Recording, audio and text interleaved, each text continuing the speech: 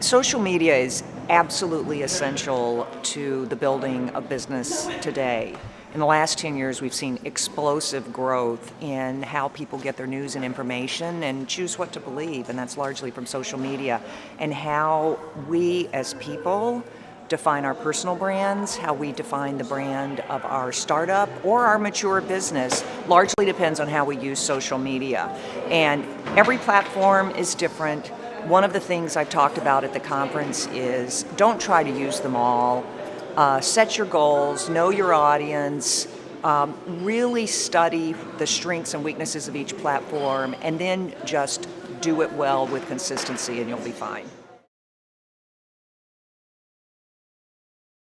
You know, there's not a lot of difference between personal branding and corporate branding. Honestly, we're all competing in the same social space. And there are many corporate brands that are using social media in phenomenal ways. The challenge for personal brands is that you're competing for eyeballs with these corporate brands that are doing very, very well. But the key is what I like to call thought leadership. And by thought leadership, I mean as a personal brand, you need to communicate to the outside, the world, what uniquely you know, what you have, your expertise, and that's largely done through writing. I encourage entrepreneurs, founders, anyone who's in the business of marketing themselves to really write prolifically, write, because it's through writing that you tell the world what you know, and then business will come your way. I've seen it happen many times. Not all the content is good though, so the distinction is quality original content is actually pretty rare. Most of the content that is shared online is like the same content is bouncing around and being retweeted and shared, and there are really actually only a handful, I would say, of truly active content creators who are churning out content that is helpful, insightful, breaks new ground, gives voice to someone who hasn't been heard before. Those are largely news organizations, but there are many professionals, personal brands, bloggers who are contributing greatly to that. Those are the creators of the social space, and they're the most valuable people because they create the content that everyone else reacts to. The mistake a lot of brands make is that they're too promotional.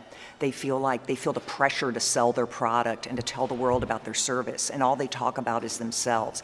And I use the analogy, it's like going to a dinner party and you're meeting people for the first time. If you just talk about yourself and how great you are and, oh, I'm offering 20% off, after a while people will be like, ugh, get this person out of here. You're not being social. To be social is to be gracious, to share other content, to celebrate the successes of other people, celebrate the successes that you see around you, and it will reflect positively on you. And yes, sales can be a piece of it, but it's actually a relatively small piece. You have to establish your brand as being one that is thoughtful, is like a nice person. You want to be a nice person online just like you're a nice person in real life.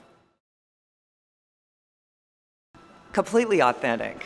The most successful brands are absolutely transparent, and they don't talk about what they do, they talk about why they do it, okay?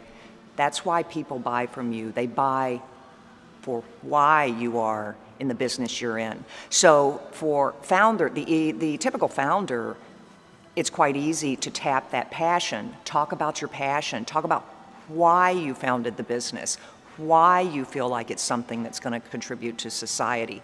That will make people want to learn more and to buy from you. I just tried to give them or encourage them to have the confidence to get out there, put themselves out there, because better to try and miss your mark than to sit back and wonder what if, right? So that's been very cool.